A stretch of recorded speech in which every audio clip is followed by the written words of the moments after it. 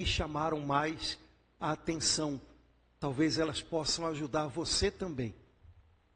O trechinho do evangelho que a gente ouviu hoje fala da cura de uma mulher cujo nome não é dito no trechinho que a gente ouviu. Jesus entrou numa sinagoga e aí havia uma mulher há 18 anos encurvada. Eu acho que quando a gente ouve trechinhos dos evangelhos que falam da cura de pessoas que se encontraram com Jesus, mas o evangelho não diz para a gente o nome dessas pessoas, é como se o evangelista tivesse dando uma deixa para a gente. Olha, podia ser você também. Não tem nome, podia ser o seu nome. O que Jesus fez na vida dessa pessoa, Ele ainda é capaz de fazer hoje por você. Ouça essa história pode ser a sua história. A Bíblia diz que Jesus entrou na sinagoga e havia uma mulher há 18 anos oprimida por um demônio que a adoecia e a mantinha curva. Primeiro, a doença dessa mulher não tinha origem no corpo, a doença tinha origem na alma. A gente sabe, acho que todos nós sabemos disso, que há algumas enfermidades que o corpo da gente reverbera, mas que começam muito mais fundo. Coisas que a gente guarda lá dentro e que vão amargando e adoecendo a gente. Essa mulher ficou 18 anos adoecida. Acho que todos nós sabemos de histórias, talvez seja, quem sabe, a história da gente, de pessoas que passaram 5, 10, 20 anos carregando coisas no coração que as tornavam muito machucadas e doentes. Pois para Jesus, ainda que haja muito tempo de dor, isso não significa que a gente deva se acostumar com essa dor. Ainda que haja muito tempo de coração apertado, machucado, isso não significa que ele não seja capaz de sarar. A mulher era oprimida há 18 anos. Talvez alguns de nós, há 5, 10, 20 anos, sintam o coração oprimido, apertado, por algo que machuca, que não é de Deus. Mas o Senhor ainda sabe o que fazer da gente. Ele pode liberar o coração da gente. A Bíblia diz que Jesus viu essa mulher. A maioria dos milagres que Jesus faz acontecem porque Jesus é visto por alguém. Jesus estava passando e um leproso, vendo Jesus, correu até ele.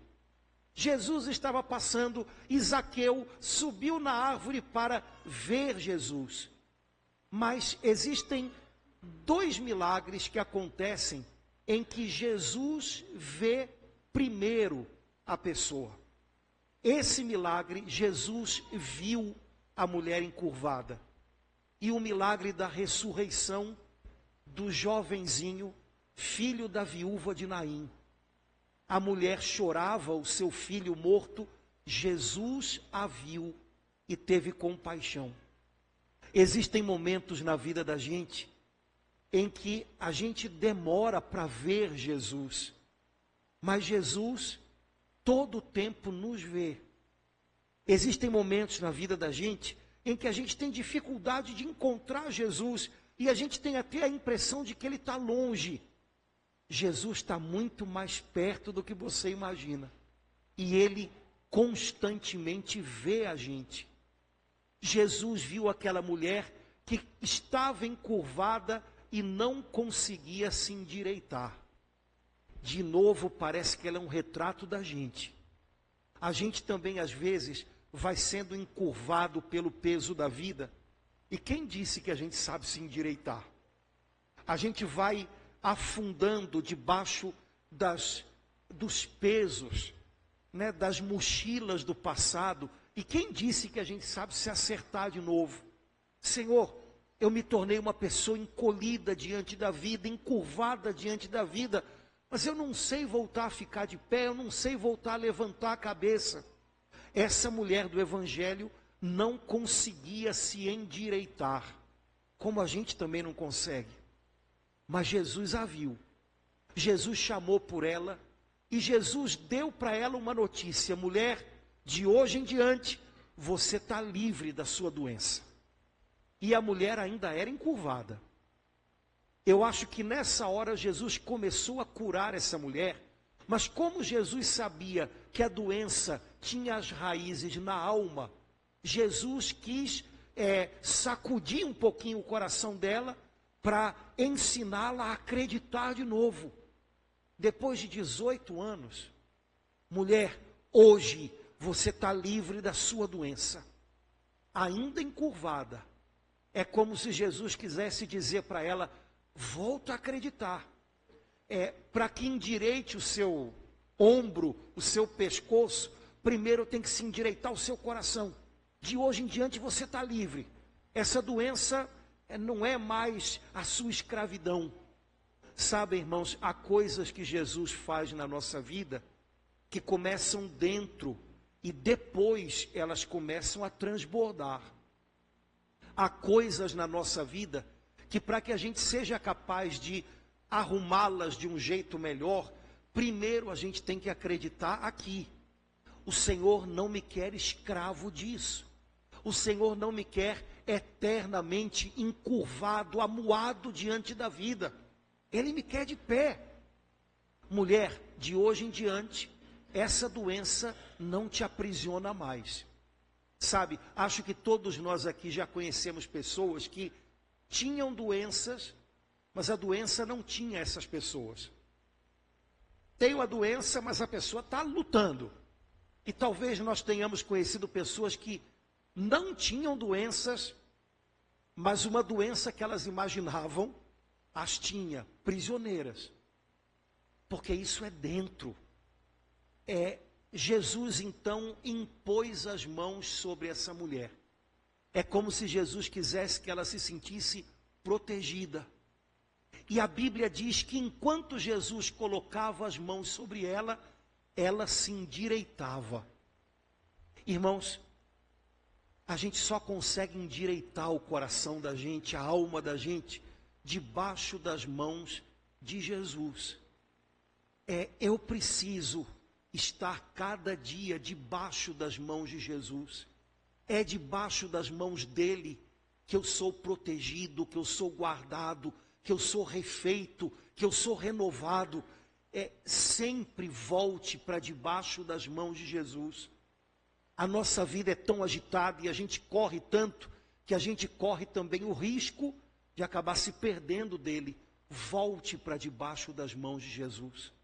E aí São Lucas diz que, enquanto ela se endireitava, começou também a louvar a Deus. Eu acho que fazia parte do milagre, eu vou usar uma palavra que eu não sei nem se existe, eu acho que fazia parte do endireitamento dessa mulher, aprender a louvar a Deus. Já imaginou? Uma pessoa toda encurvada, que talvez não conseguisse nem enxergar a rua à frente dela, agora de pé, erguida, louvando a Deus. E louvar a Deus era parte da cura dela. Sabe, há momentos na nossa vida em que talvez alguma coisa seja sarada aqui no coração da gente, se a gente simplesmente louvar a Deus, mesmo com o coração apertado. Eu tenho certeza que você veio à missa segunda-feira, você veio à missa domingo, né? O domingo é dia de missa, né? Então a gente veio à missa. E eu não sei se você lembra qual foi o salmo da missa de ontem, já faz muito tempo, né? Então, se de repente você já viu novela hoje, já esqueceu o salmo de ontem. O salmo da missa de ontem começava assim, vê se você lembra. Bendirei o Senhor em todo o tempo, seu louvor estará sempre em minha boca. Irmãos, existem dores no coração da gente que só acalmam quando a gente começa a louvar a Deus, mesmo com o coração machucado. Senhor, eu te agradeço, porque eu sei que no meio de tudo isso que eu estou passando, eu não estou sozinho. Senhor, eu te louvo, porque apesar de tanta dor no meu coração, eu sei que o Senhor está comigo. O Senhor não foi embora.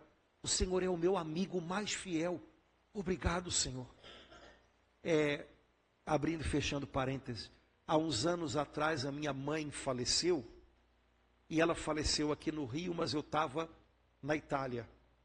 E aí eu recebi um telefonema, e não tinha como darem a notícia diferente. Padre, infelizmente sua mãe faleceu. E aí eu tive que voltar correndo para o Brasil para sepultar minha mãe. No avião, deu tempo de pensar bastante. E teve uma hora que eu comecei a achar que eu já estava pensando demais. Eu estava começando a ficar meio, como é que eu vou dizer isso? Brigando com Deus. E aí eu lembrei desse salmo: bendirei o Senhor Deus em todo o tempo. E eu pensei, Senhor, eu já ensinei tanta gente de que isso é importante, que isso funciona. Agora chegou a minha vez. Senhor, nas horas boas e nas horas ruins, não mudou nada. O Senhor é sempre bom. O Senhor sabe tudo o que faz. O Senhor não se engana. O Senhor quer o melhor para a gente.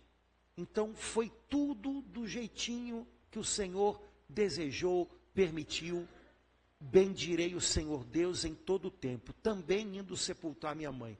Também com o coração apertado aqui nesse avião. Seu louvor estará sempre em minha boca. E sempre é sempre. Nos dias em que louvar a Deus é fácil, nos dias em que louvar a Deus custa.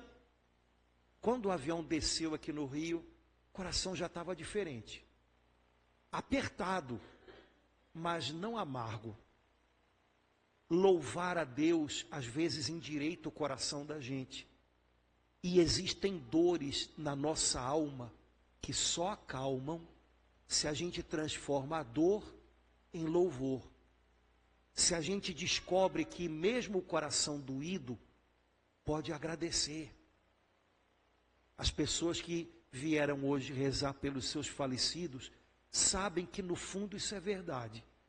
Mesmo o meu coração doído pode lembrar das coisas boas que a gente viveu e dizer, Senhor, valeu, foi um presente do Senhor tudo isso.